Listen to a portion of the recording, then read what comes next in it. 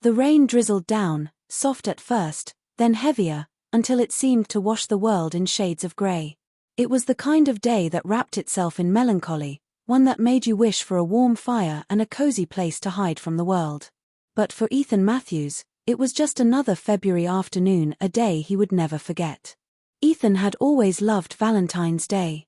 As a young man, he had romanced his fair share of women, always under the spell of the holiday's charm. But it wasn't until he met Clara that the day had truly taken on meaning. Clara was everything a man could wish for: intelligent, beautiful, full of life, and yet, there was a sadness about her, an almost imperceptible longing in her eyes that Ethan couldn't quite understand. They had met in the small, quaint town of Ashford, a place steeped in history, surrounded by trees that seemed to know all the town's secrets. It was a town that had seen its share of heartbreak and joy, but none of its stories were as haunting as the one that surrounded Clara and Ethan. Their love story would become legend, whispered about every February 14th, for reasons that no one could have predicted. On the day that Clara and Ethan met, it had been snowing. The first snow of the season. It covered the streets like a blanket, and the world seemed to slow down with it. Clara had been standing at the counter of the local bakery, her fingers absent-mindedly tracing the edge of a warm loaf of bread. She hadn't noticed Ethan at first, lost in her own thoughts. But when she looked up, their eyes met across the room, and in that moment, Ethan knew that he was seeing something rare, something that wasn't meant to be forgotten. It wasn't long before they became inseparable. Theirs was the kind of love people dreamed of, the kind that filled every room with a light all its own. For the first time in his life, Ethan was sure that this was it, that Clara was his soul's match. But there was always something in the way she looked at him, a shadow behind her smile that he couldn't quite figure out. They spent every moment they could together. Walks along the lake in the fall, weekends in the town square, and nights spent watching the stars, their hands clasped tight in the cold winter air. But Clara never told him about the dreams, the nightmares that haunted her every night. Dreams that whispered of tragedy, of love lost in the most painful of ways. She would wake up in the middle of the night, her breath shallow, her body trembling. Ethan, ever the loving boyfriend, tried to calm her. He assured her that it was just stress, that the weight of the world had caused her to have nightmares. But deep down, Clara knew it was more than that. There was a place in Ashford, a hill just beyond the town, where the old chapel stood. It had been abandoned for years, its windows boarded up, its doors locked shut. The chapel was a relic from a time long past, when the town had been full of life and promise. The story went that a tragic love affair had ended in heartbreak there, when a young couple, separated by circumstances beyond their control, had promised to meet on Valentine's Day. The woman had waited at the chapel, but her lover never arrived. She waited, year after year, until her body was found, cold and lifeless, still holding on to the hope that he would come. Clara had always been drawn to that chapel, as though it called to her. She would talk about it often, almost like it was a place she had known in another life. And that was the source of her sadness, Ethan realized. It wasn't just the nightmares that haunted her, it was the chapel. It was as if Clara had been there before, had known the tragic love story that had unfolded there, and had somehow become part of it. But she would never say more. She couldn't. One chilly February afternoon, a few days before Valentine's Day, Clara had asked Ethan to meet her at the chapel. She said she needed to confront something that had been with her for years. Ethan, of course, had agreed, even though a part of him felt uneasy. There was something in her voice, something different, like she had made up her mind to do something she couldn't undo. But Clara had been insistent. When they arrived, the chapel loomed in front of them, a dark silhouette against the stormy sky. The door creaked as they pushed it open, and the musty smell of forgotten years filled the air. The sunlight barely filtered through the cracks in the boarded-up windows, and the cold stone floor seemed to vibrate with the weight of time. It was there, standing in the center of the chapel, that Clara finally spoke. "Ethan," she began, her voice low, almost a whisper, "I've been waiting for so long to tell you the truth. I need you to understand what's about to happen." Ethan stood still, his heart pounding in his chest. "Clara, what are you talking about? What's going on?" She looked at him, her eyes filled with sorrow. "This love we have, it's been done before. I've been here before, with someone else. Someone I loved just as much as I love you. But it wasn't meant to be. And now, her voice faltered, but she pressed on. Now, I have to finish what was started.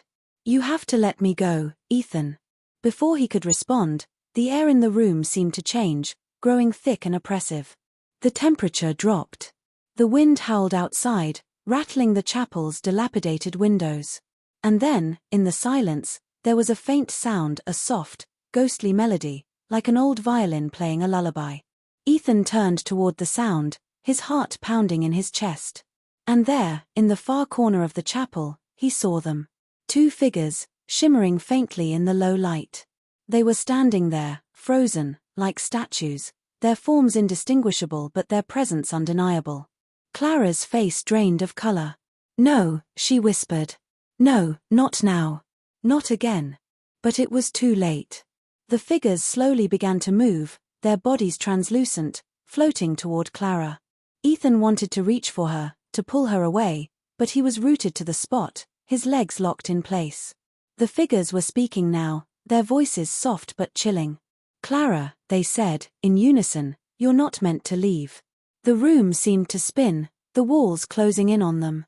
Ethan felt a cold hand grip his heart, and his vision blurred as the shadows in the chapel deepened, stretching toward him. The figures reached Clara, their hands extended, and in that moment, Ethan understood.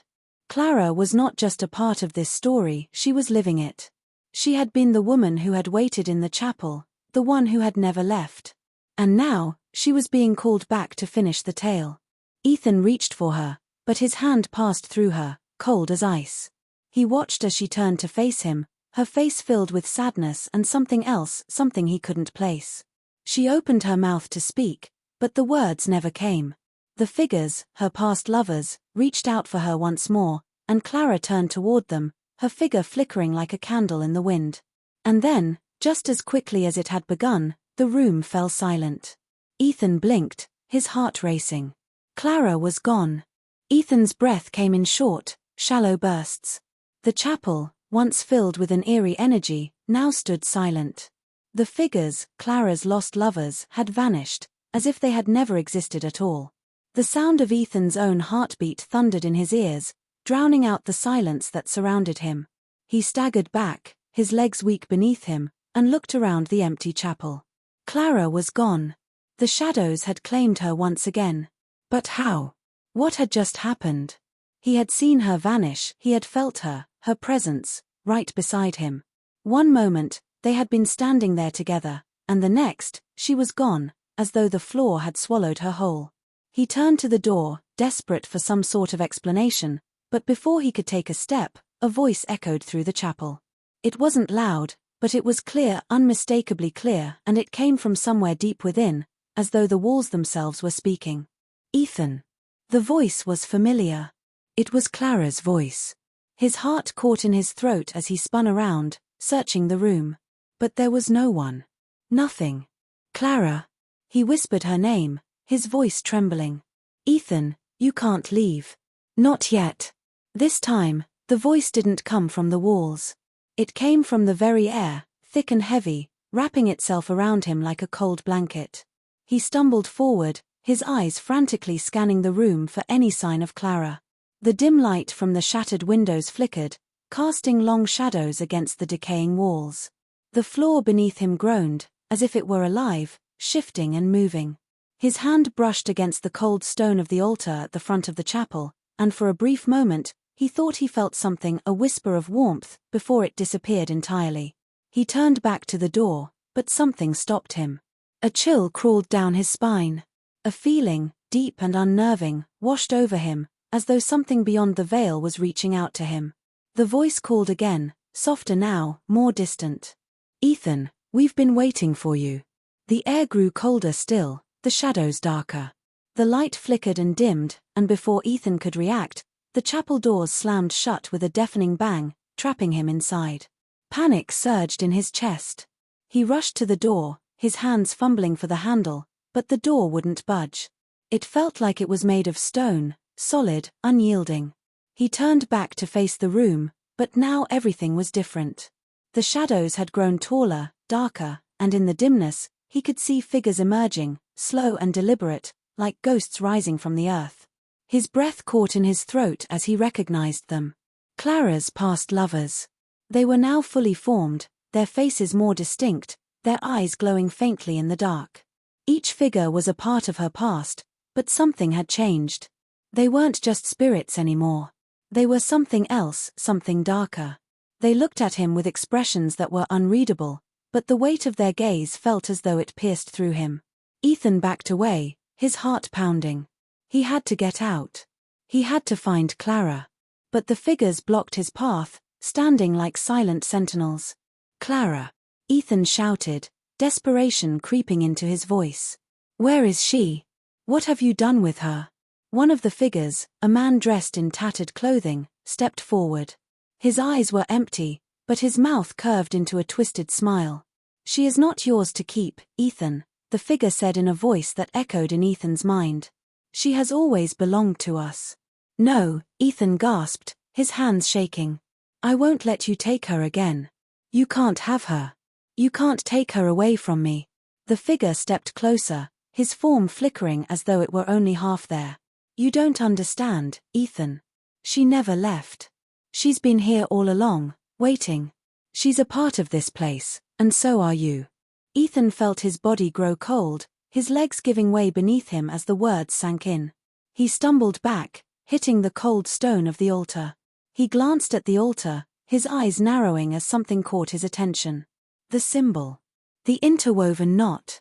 It was etched into the stone at the altar's base, its lines delicate but defined. Ethan had seen it before, on the photograph of Victor Klein's wallet, on the book he had read. It wasn't just a symbol. It was a key. A key that had unlocked something far darker than he had ever imagined. "No," Ethan breathed, his mind racing. "No, this isn't possible. This can't be happening." But the figure nodded, as if it had heard his thoughts. "It's always been here, Ethan. It's the price of love. The price of what you can never escape." The room seemed to close in on him, the walls pressing closer, the shadows wrapping tighter around him, suffocating him. He glanced toward the back of the chapel, his heart racing as he saw Clara's silhouette standing there, at the entrance, bathed in the faint light of the moon. She wasn't gone. She was here. But she wasn't the Clara he had known. Her eyes were wide and dark, her face a mask of sorrow and something deeper, something ancient, something he couldn't understand. "Clara," Ethan whispered, his voice full of pain. "What's happening? Please, come back to me." Clara didn't speak. She simply looked at him, her face expressionless. Then, slowly, she took a step forward, but the figures around her stopped her, holding her back. Her gaze met Ethan's, and for a brief moment, he saw the woman he had fallen in love with. But then it was gone. "Clara," Ethan whispered again, his voice breaking. "Please, I love you." But the figure that had spoken earlier, the man in tattered clothes, reached out, his hand a ghostly wisp, and gently placed it on Clara's shoulder. He pulled her back into the shadows. "It's too late," the figure said softly. "She belongs to us, just as you will." Ethan tried to move, to fight against the grip of the ghosts, but it was no use. The shadows tightened around him, dragging him toward the altar, where the symbol seemed to pulse with an otherworldly energy. And then, just as suddenly as it had started, everything went silent. The figure, Clara, and the other spirits faded into the darkness, leaving Ethan alone in the chapel. The door opened, and the fog outside rolled in, covering the room in a veil of mist. He was left standing there, his breath heavy, his mind spinning with the realization that Clara had never truly left. She was tied to this place, to the tragic love story that had been woven through time. And now, so was he. The chapel was silent, but the faint echoes of Clara's voice lingered in the air. "You'll always be a part of me, Ethan. And I'll always be a part of this place." Ethan stumbled out into the night, unsure of where he was headed. All he knew was that Clara's love had never been meant for this world. It had been trapped between the living and the dead, waiting for someone to unlock it. And now, it would never let him go.